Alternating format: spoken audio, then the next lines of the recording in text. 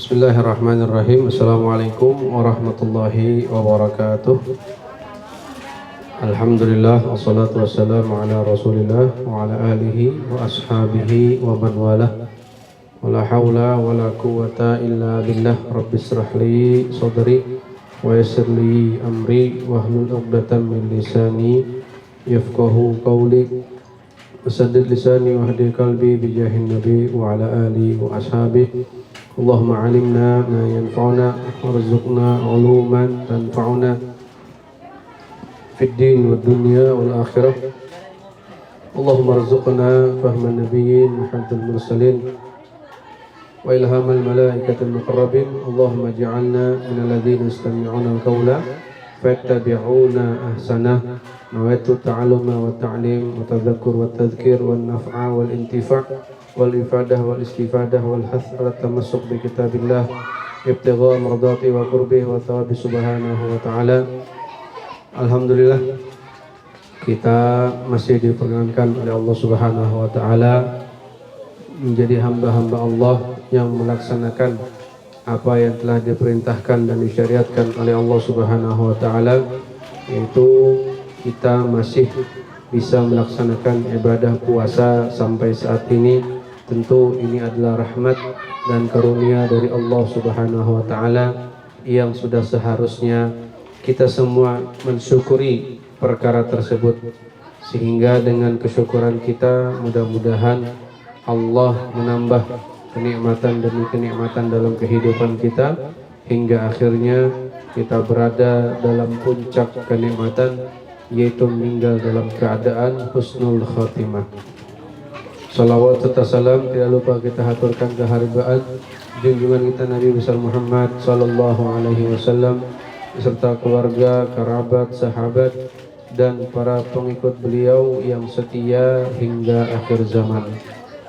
Bapak, Ibu, hadirin wal hadirat, keluarga besar Masjid Berkah Box Balikpapan yang dimuliakan dan yang dicintai oleh Allah subhanahu wa ta'ala, kembali kita melanjutkan pembacaan kitab Nizamul Usrah yang berbicara tentang fikih keluarga atau bagaimana seharusnya keluarga mengamalkan dari apa-apa yang telah disyariatkan di dalam Islam.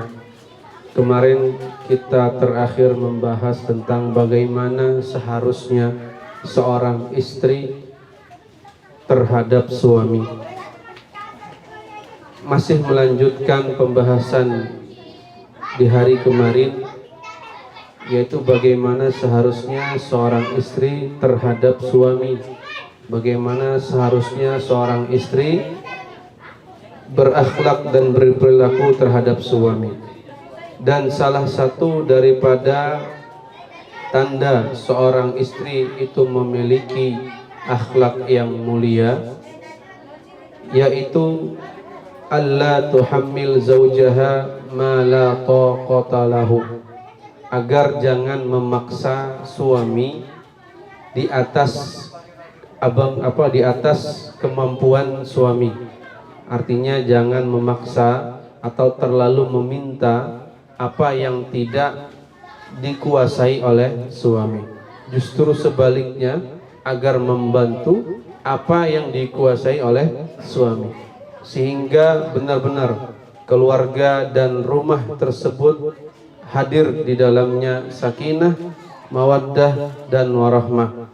Karena ketamakan dan kerakusan atas duniawi ini melemahkan cinta di antara suami dan istri.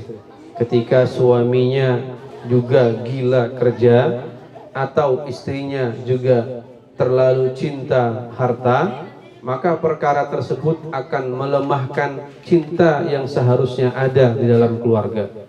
Ya, kalau suaminya gila kerja terus, maka tidak akan ada waktu yang tersisa untuk keluarga. Dan juga begitu istrinya, ketika si istri menuntut untuk uang belanja saja, apa yang dipikirkannya hanya bagaimana belanja dan belanja. Tentu yud'ifani, ya kerakusan. Wa innal jasya'a wat tama' yud'ifani al mahabbah. Kerakusan dan ketamakan atas perkara tersebut ini melemahkan cinta yang seharusnya ada di dalam keluarga.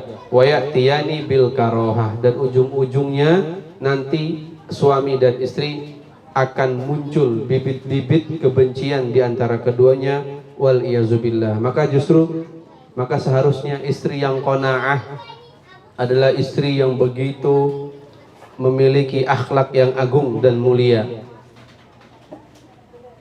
Dahulu para wanita-wanita salehah itu bahkan menasihati suaminya. Jadi kalau ingin keluarganya sakinah, harus ada yang menasihati. Wanita-wanita saleh, para salafun saleh justru mengingatkan suaminya. Apa yang mereka katakan kepada suaminya? Mereka katakan, iyyaka wa kasbal haram, wahai suamiku, hati-hati dengan mata pencaharian yang haram. Wahai suamiku, hati-hati dengan harta yang haram. Fa inna nasbiru 'alal ju'i wad-dur. Kami istrimu, kami sabar, kami kuat untuk menahan lapar, kami kuat untuk menahan susah. Tapi wala nasbiru 'alan nar, tapi kami tidak sabar atas siksa api neraka. Seharusnya itu yang keluar dari seorang istri, menasihati suaminya. Kalau perlu setiap suaminya pergi daripada rumah mencari nafkah, diingatkan, Pak, Kak, Bang, jangan cari harta yang haram. Lebih baik kami lapar, lebih baik kami susah di dunia daripada kelak susah di akhirat. Karena siksa akhirat ini tidak ada yang ringan. Tidak ada yang ringan. Bahkan di dalam Al-Quran, kullama nadijat juluduhum baddalnahum juludan ghairaha liyadzuqul azab. Siksa api neraka itu tidak ada sedikit pun yang mampu, atau tidak ada satu pun yang mampu untuk menahannya.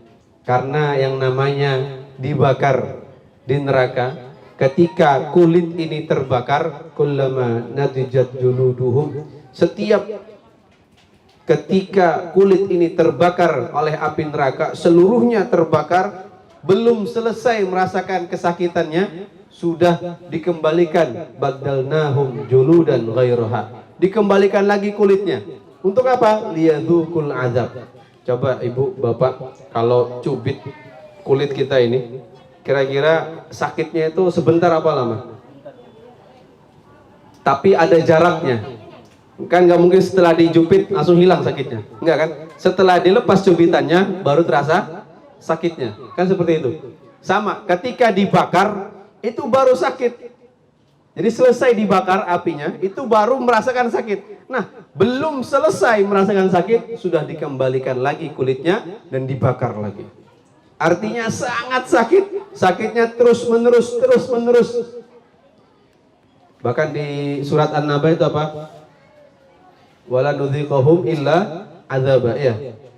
Artinya tidak ada yang ditambah oleh Allah Subhanahu wa taala di dalam neraka kecuali azab, tambah azab, tambah azab. Makanya kalau istri itu istri yang salehah, sampaikan kepada suami agar wahai suami-suami, wahai suamiku, jangan sekali-kali memakankan kami atau memberikan kami harta yang haram. Karena kalau lapar kami masih sanggup, tapi kalau siksa api neraka sungguh kami tidak akan sanggup, dan tidak ada satupun yang sanggup.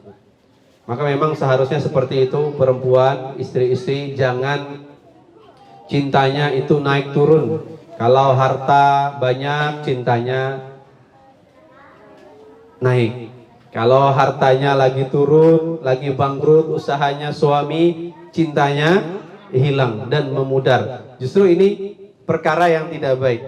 Karena kalau orang-orang soleh, wanita solehah zaman dulu, ketika di dalam keluarga ada kesulitan, ada kesusahan dalam ekonomi, istrinya membantu. Dan suami juga harus tahu diri. ketika istri membantu, maka otomatis suami harus memahami daripada kekurangan-kekurangan di dalam rumah tangga. Karena otomatis nanti membersihkan rumah agak terlambat, mencuci piring agak terlambat, mencuci pakaian agak terlambat, dan lain sebagainya terlambat. Kenapa? Karena telah membantu suami di dalam ekonomi keluarga. Jangan sampai yang suami minta dibantu dalam mencari harta dan ekonomi keluarga, namun kemudian suami juga menuntut lebih kepada istri. Kalau istri sudah membantu di dalam ekonomi, maka suami harus paham dan tahu diri.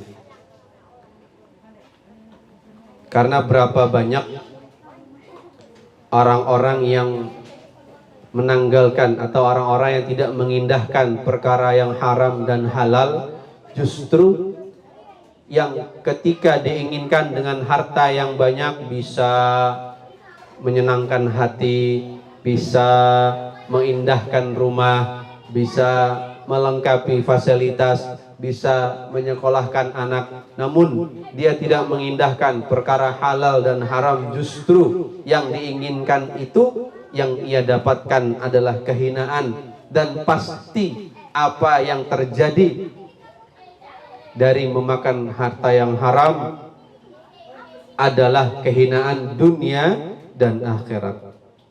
Coba lihat Rasulullah Shallallahu Alaihi Wasallam di dalam hadis yang diriwayatkan oleh Ibn Abi Dunya, bahwasanya Rasulullah Shallallahu Alaihi Wasallam suatu ketika lapar.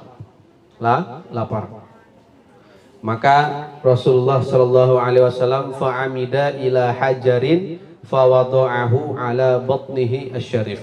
Maka Rasulullah SAW mengambil batu dan mengikatkannya di perutnya. Bahkan bukan hanya satu batu. Jadi pernah sahabat Abu Hurairah itu sahabat yang termasuk pemimpin ahli sufah. Ahli sufah itu sahabat yang tinggal di sekitar Masjid Nabawi, yang tidur dan semua hidupnya di sekitar Masjid Nabawi. Nah, suatu ketika Abu Hurairah ini belum makan berhari-hari, belum makan. Dan ketika sahabat Abu Hurairah mendekati sahabat Abu Bakar, sahabat Umar, sahabat Utsman, sahabat Ali, mendekati mereka radhiyallahu taala anhum agar bertujuan agar diberikan apa? Makanan, tapi tidak minta. Tapi pakai bahasa-bahasa yang mengindikasikan bahwasanya beliau inilah lapar, sehingga mudah-mudahan yang diajak bicara paham dan memberikan makanan. Tapi ternyata sampai ketika sahabat Abu Bakar, sahabat Umar, sahabat Utsman, sahabat Ali dan sahabat-sahabat yang lainnya ini nggak ada yang paham-paham. Jadi sahabat Abu Bakar keliling ya berbicara ini, tapi tidak minta, tidak meminta, tapi berbicara seakan-akan mengindikasikan bahwasanya dia lapar kan gitu. Tapi semua sahabat tidak ada yang paham ketika itu. Nah, Rasulullah Shallallahu Alaihi Wasallam akhirnya sahabat Abu Hurairah datang ke Rasulullah Shallallahu Alaihi Wasallam dan menurut sahabat Abu Hurairah kalau Rasulullah ini pasti paham, dan Rasulullah memang paham apa yang dikatakan atau apa yang diinginkan oleh sahabat Abu Hurairah. Jadi ketika sahabat Abu Hurairah mendekati Rasulullah Sallallahu Alaihi Wasallam, langsung apa? Langsung dibuka jubahnya Rasulullah. Nah, perutnya Rasulullah, batunya 2 diganjal. Nah, jadi kata sahabat Abu Hurairah membuka, ini yang diganjal 1 batu. Nah, Rasulullah 2 batunya, saking menahan laparnya. Lihat, Rasulullah Sallallahu Alaihi Wasallam saja pemimpin seluruh umat yang memiliki seluruh kekayaan. Ya, kalau misalkan seluruh umat yang memberikan kekayaan itu untuk Rasulullah wajar-wajar saja. Tapi lihat Rasulullah Shallallahu Alaihi Wasallam menahan lapar dan menaruh batu untuk menahan lapar di perutnya. Tapi kalau kita naruh batu untuk nahan apa? Nahan BAB gitu ya. Biar enggak BAB gitu. Tapi kalau Rasulullah enggak naruh batu biar terasa laparnya tidak terasa. Kemudian ketika Rasulullah menaruh batu di perutnya, Rasul mengatakan apa?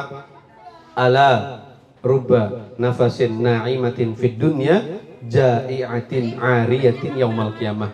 Berapa banyak manusia, berapa banyak yang berjiwa, berapa banyak yang bernafas ketika di dunia merasa kenikmatannya berlimpah, tetapi ja'iyatun 'ariyatun yaumal qiyamah, lapar bahkan terhina di hari kiamat. Berapa banyak orang yang di dunia merasa kenikmatan, merasa kenyang, merasa lapang, tapi di akhirat mendapatkan kehinaan, mendapatkan azab wal billah. Dan ala rubba mukrami li nafsihi wa huwa laha mu'in, ala rubba muhinin li nafsihi wa huwa laha mukrim. Dan berapa banyak orang-orang yang menyangka dirinya mulia, justru dia terhina. Dan berapa banyak orang-orang yang merasa dirinya hina, tetapi justru diangkat dan dimuliakan oleh Allah Subhanahu wa ta'ala. Jadi kita tidak peduli ketika orang-orang memandang kita hina, karena memang kita hina. Kenapa hina? Karena tidak ada, seperti yang kita sampaikan kemarin, tidak ada satupun di antara kita yang tidak pernah melakukan dosa. Semua pernah melakukan dosa, termasuk yang berbicara. Mungkin yang berbicara lebih banyak melakukan dosa daripada yang mendengar. Maka kita semua adalah orang yang hina. Justru orang-orang yang hina seperti ini akan diangkat oleh Allah Subhanahu wa ta'ala. Bukankah kita ketika berdoa, apa yang kita ucapkan? Allahumma rabbana zalamna anfusana wa illam taghfir lana wa tarhamna lanakunanna minal khasirin. Ada enggak yang ketika berdoa enggak ngaku seperti itu? Ya Allah, kami telah menzolimi diri kami telah berbuat maksiat, kami telah berbuat salah, khilaf, dosa, maka ampunilah kami. Ada enggak yang ketika berdoa, ya Allah kami sudah ibadah, ya Allah kami sudah sedekah, terima. Ya Allah, tidak. Kami semua mengakui kelemahan kita. Sedekah kita ada kurangnya, baca Quran kita ada kurangnya, sholat kita ada kurangnya, puasa kita ada kurangnya. Maka kekurangan-kekurangan inilah kita minta kepada Allah Subhanahu wa ta'ala. Mudah-mudahan Allah ampuni.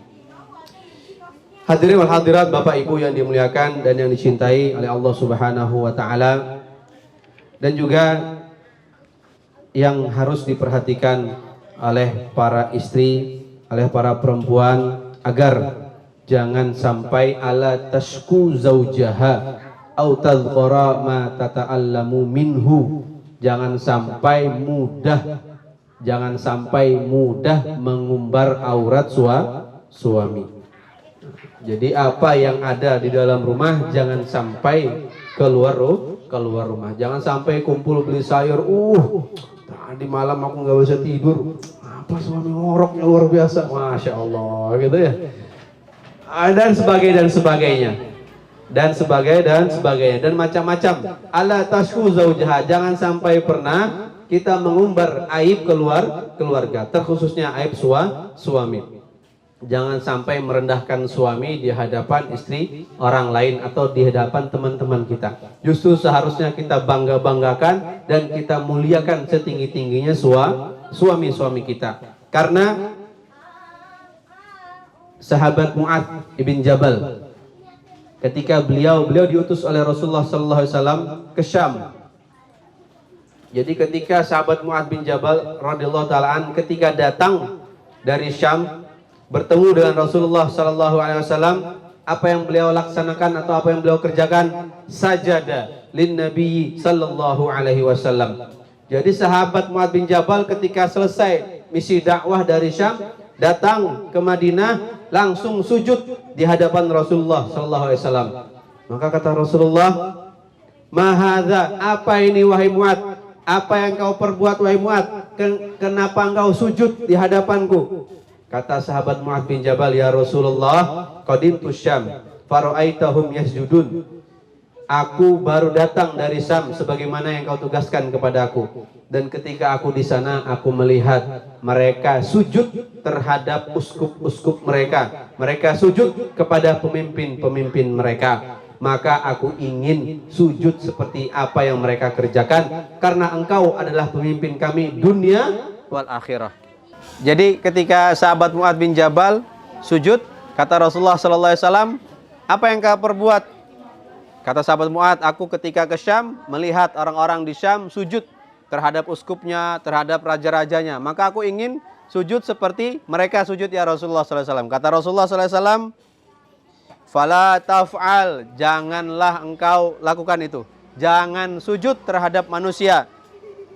Fa inni, kalaupun lau amartu syai'an ayyasjuda li syai'in la amartul mar'ah an tasjuda li zaujiha. Kalaupun aku akan memerintahkan seseorang untuk sujud kepada seseorang, maka aku akan memerintahkan istri sujud kepada suami. Walladzi nafsi biyadi la tu'addil mar'ah haqqa rabbiha hatta tuaddi haqqa zaujiha. Sungguh seorang perempuan tidak akan mendapatkan ridha Allah Subhanahu wa taala sampai dia menunaikan hak-hak suaminya.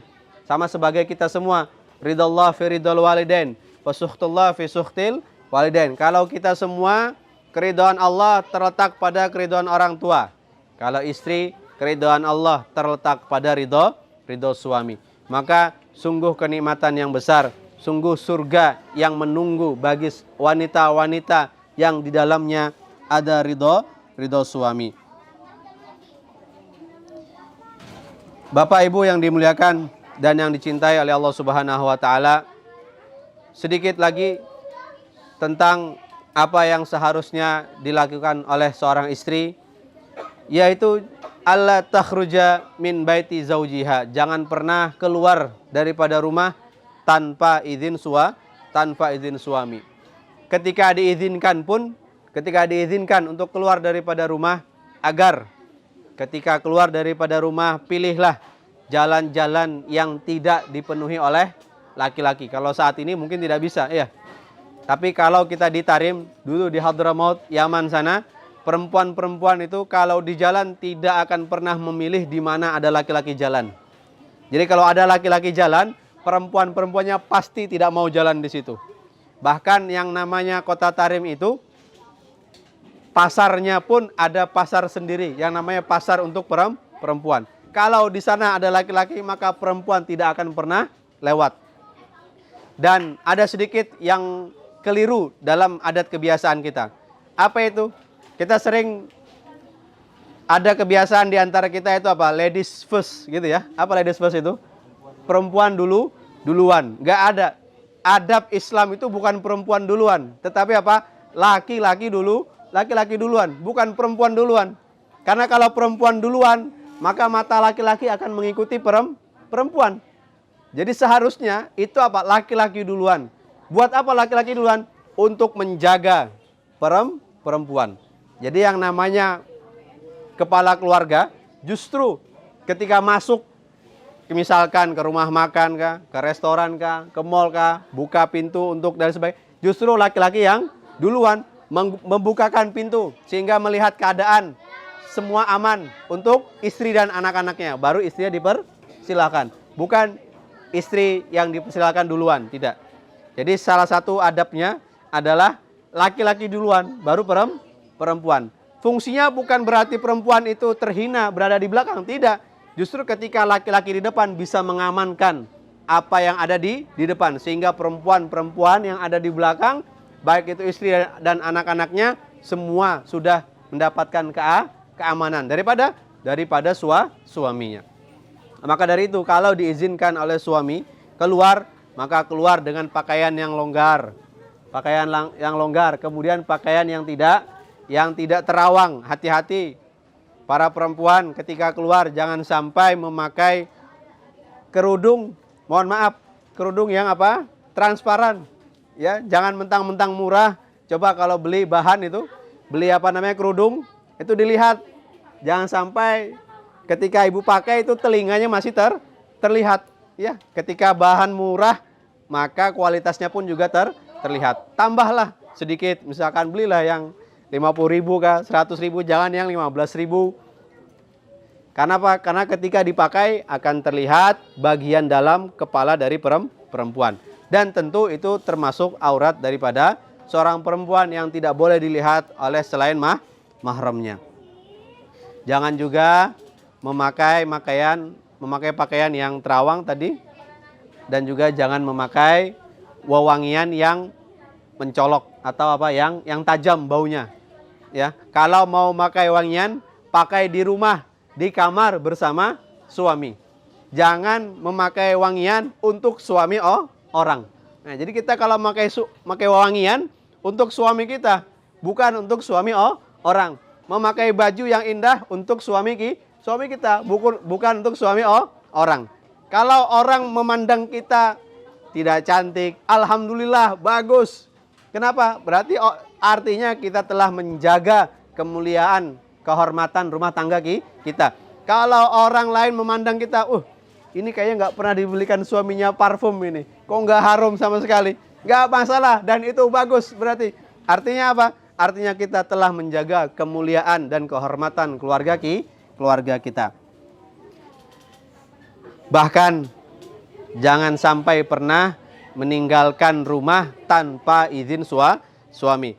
Dalam hadis yang diriwayatkan oleh Abdullah bin Umar radhiyallahu taalaan dari Rasulullah sallallahu alaihi wasallam, Rasulullah SAW bersabda, "Allah takhrut min baitihi illa biiznih." Janganlah kalian wahai perempuan keluar daripada rumah kecuali dengan izin suami. Fa in fa'alti, kalau engkau kerjakan, ini yang bahaya. Kalau dikerjakan, la'anahallahu wa malaikatahu hatta tatuba. Kalau keluar tanpa izin suami, maka Allah dan para malaikatnya akan melaknat perempuan tersebut, waliyazubillah.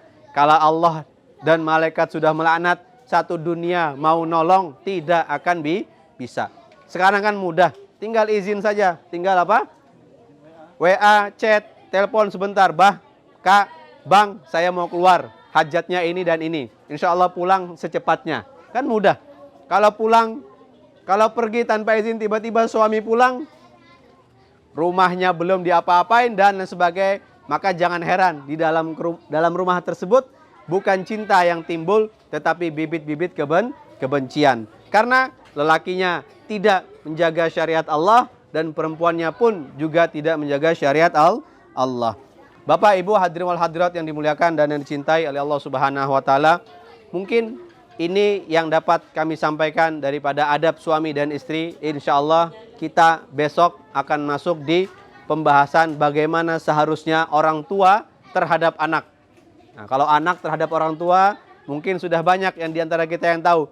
Tapi bagaimana orang tua terhadap anak? Apakah ada hak-hak anak yang terlalaikan sehingga menjadi keluarga kita carut marut? Waliyazubillah. Insya Allah akan kita lanjutkan di pertemuan yang akan datang. Wallahu a'lam bishawab. Kurang lebihnya mohon dimaafkan. Billahi taufik wal hidayah war ridha wal inayah. Tsumma assalamualaikum warahmatullahi wabarakatuh.